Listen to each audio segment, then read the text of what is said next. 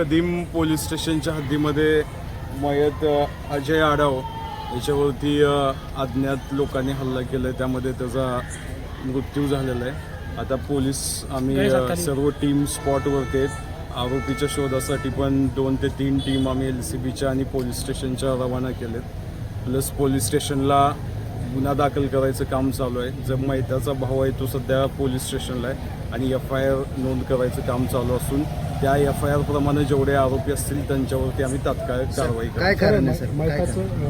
मयताचे काही नातेवाईक अगोदर स्टेशनमध्ये तक्रारीसाठी गेले होते असं काही माहिती? हा प्राथमिक मी आता त्यांच्याशी चर्चा केली. त्यांच्या म्हणण्याप्रमाणे मयत आणि आरोपी यांच्यामध्ये अगोदर पण काही वाद झाले होते. त्या अनुषंगानं पोलीस स्टेशनला गुन्हा पण दाखल आहे. तर त्याची आता डिटेल माहिती घेण्यासाठी मी पोलीस स्टेशनला नेतो. काय कारण आहे नेमकं? दुसरा पण जखमी आहे कोणी? अजून एक जखमी असल्याची माहिती समजत आहे. अजून त्याचं नाव निष्पन्न नाही.